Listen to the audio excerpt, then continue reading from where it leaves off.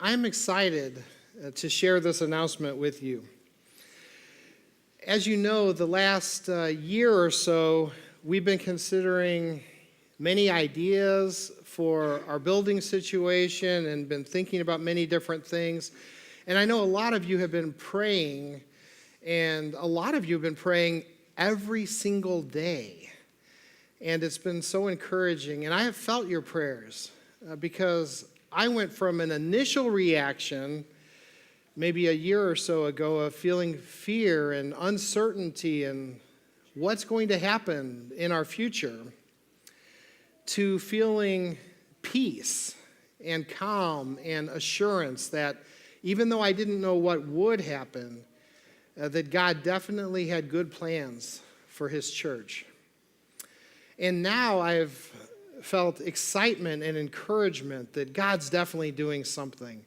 And we're excited to share an update with you.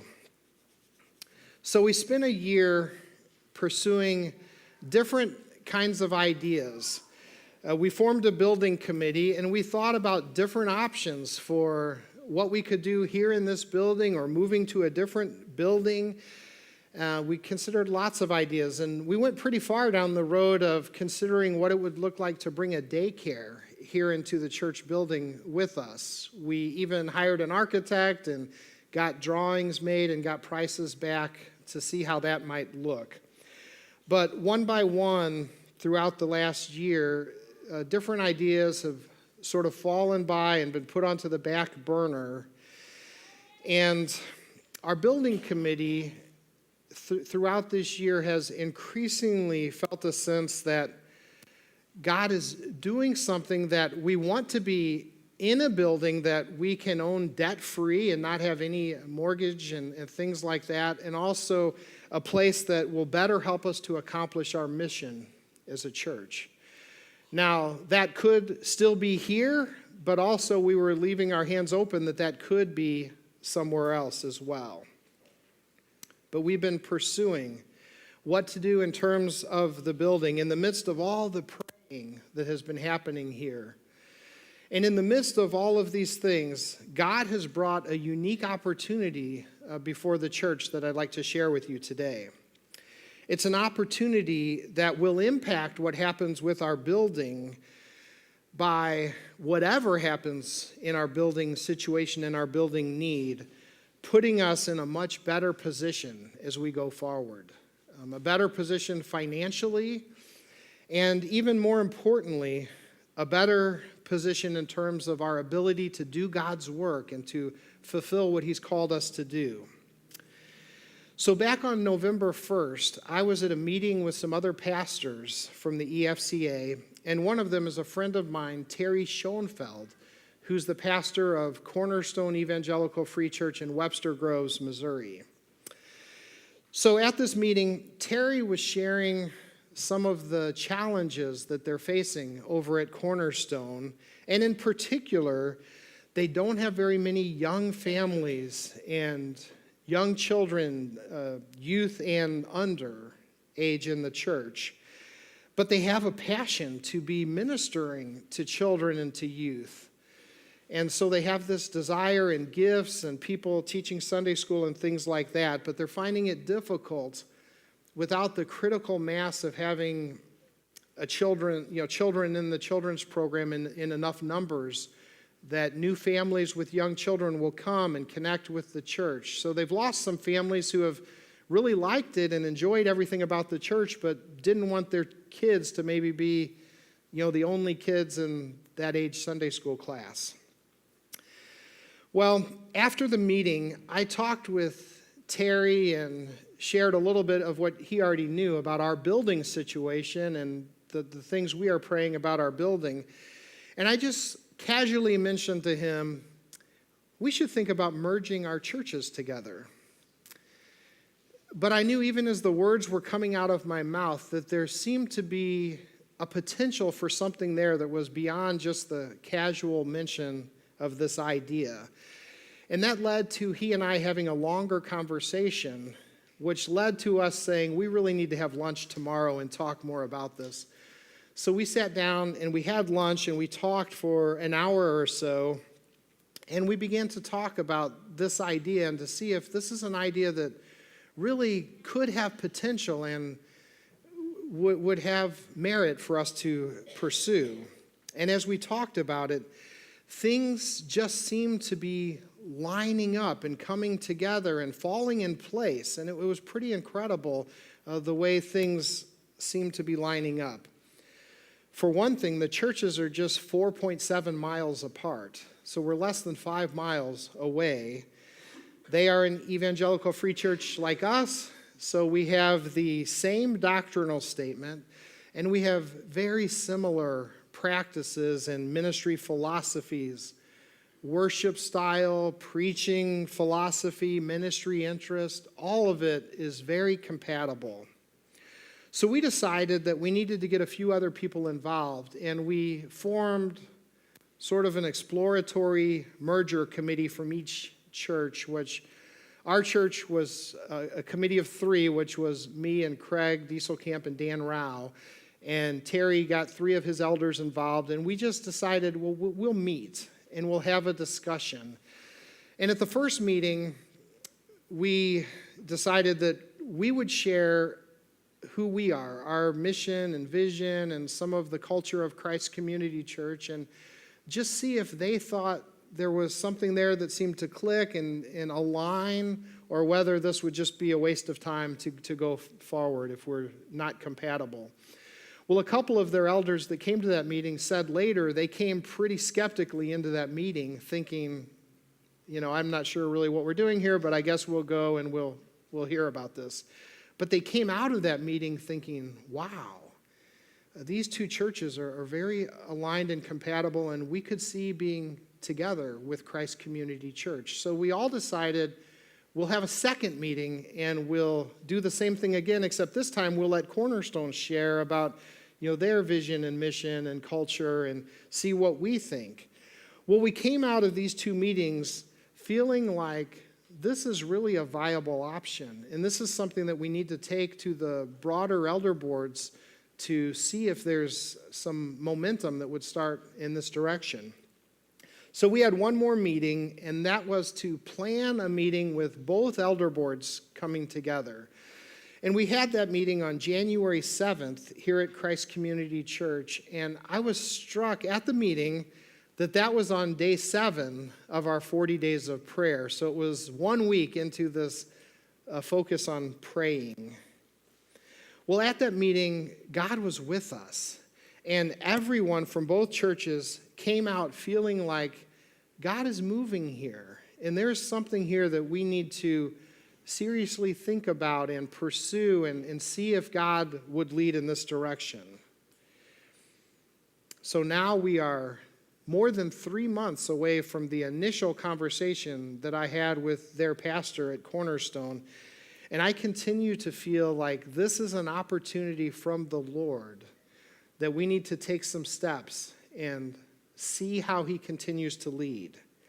If God brings all of this together, I believe this could be one of the greatest steps of faith that Christ Community Church has ever taken.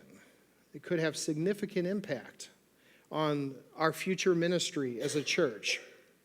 So how do we determine if we should move forward? Well, the plan begins with this announcement right here. This is the first step of the plan. And as I'm sharing this with you, they're having a similar announcement at Cornerstone Church right now, because we wanted to share with our congregations and get both congregations knowing that this is a possibility, praying about it, and understanding where we're heading. Next, we will spend 2019 just getting to know one another as congregations. So this is a year just to get to know them and for them to get to know us and to see if our 2 church families could merge into one church family. Being a church that's a family on mission is something that's really important to us at Christ Community Church. So we are asking the question, could we be a church that's a family on mission together with Cornerstone Church? And that is really the big question we're seeking to answer this year. So we want to spend this year finding the answer to that question. We want to spend this year doing some things intentionally together with them to get to know one another better. So we will invite their youth to join us as we have youth events. We want to do some joint mission and outreach opportunities here in St. Louis together, just to serve together, to get to know one another. We want to schedule some fellowship events. Maybe we could do things like women's Bible study or small groups together. There's all kinds of ideas of things we could do to spend this year trying to get to know one another. We'll schedule some pulpit exchanges, so I'll go preach over there, and Terry will come preach here, and we'll begin to get to know one another. We will invite them to join us for Camp Motion, because they had done a children's summer vacation Bible school every year until last summer, and they have some people that really want to continue in doing that. So we want to invite them to join us so we can do this together this year and get to serve together and know each other better. And we also will invite them to join us at Family Camp down at Pinecrest.